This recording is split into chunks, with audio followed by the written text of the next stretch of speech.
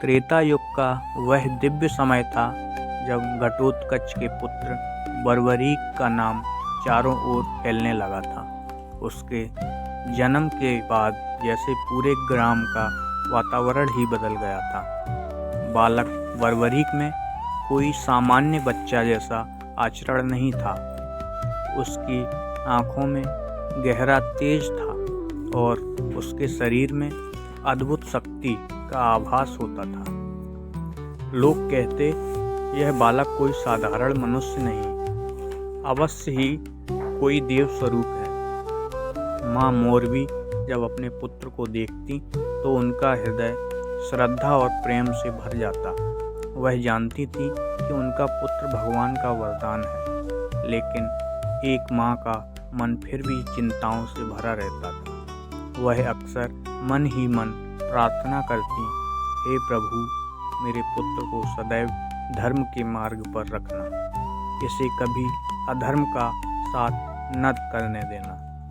एक दिन मोरवी देवी बालक बर्बरीक को लेकर जंगल की ओर गईं। वहाँ एक प्राचीन पीपल के वृक्ष के नीचे बैठकर उन्होंने ध्यान लगाया। उन्होंने अपने पुत्र के मस्तक पर हाथ रखकर आंखें बंद की और भाव विभोर होकर प्रार्थना करने लगे, हे देवाधिदेव, मेरे पुत्र को संसार की रक्षा के लिए चुना गया है।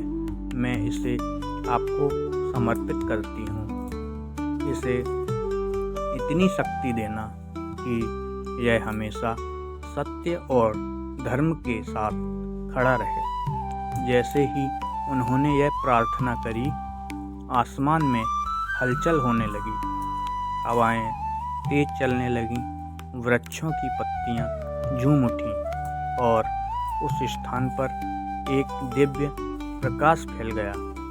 बर्बरीक ने उस प्रकाश की ओर देखा और मुस्कुरा उठा। उसकी आंखों से अजीब सी चमक निकल रही थी, जो मानो भविष्य के एक महान योद्धा की पहचान करवा रही थी।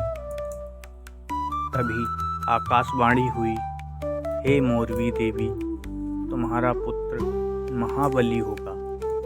यह धर्म का रक्षक बनेगा और समय आने पर सबसे बड़ा त्याग करेगा। तुम्हारी ममता और भक्ति से प्रसन्न होकर हम इसे दिव्य आशीर्वाद देते हैं। मोरवी देवी की आंखों से अश्रुओं की धारा बहने लगी, लेकिन यह आंसू दुख के नहीं थे, बल्कि गर्व और भक्ति के थे। उन्होंने बालक को सीने से लगा लिया और कहा, मेरे लाल, तू सदैव धर्म के मार्ग पर चलना, चाहे कुछ भी हो जाए। सच्चाई का हाथ कभी मत छोड़ना। उस दिन के बाद बर्बरीक में अद्भुत परिवर्तन आ गया। वह सामान्य बालक नहीं रहा, वह अब ध्यान में बैठने लगा। उसके भीतर साधु जैसा संयम आ गया था।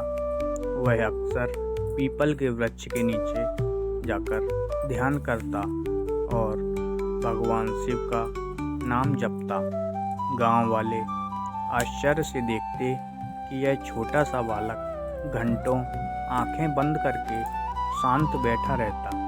कोई उसे हिलाता भी नहीं, कोई आवाज़ देता भी नहीं, लेकिन उसका ध्यान कभी नहीं टूटता था। माँ मोरवी दूर से उसे देखती और मन ही मन कहती, ये वही पुत्र है जिसे संसार याद रखेगा। इसी दिन से बर्बरीक का जीवन साधारण नहीं रहा। माँ के आशीर्वाद ने उसे धर्म का पथ दिखा दिया और आने वाले समय में यह खाटू श्याम बाबा के रूप में संसार को अपने चमत्कार दिखाने वाला था। जय श्री श्याम।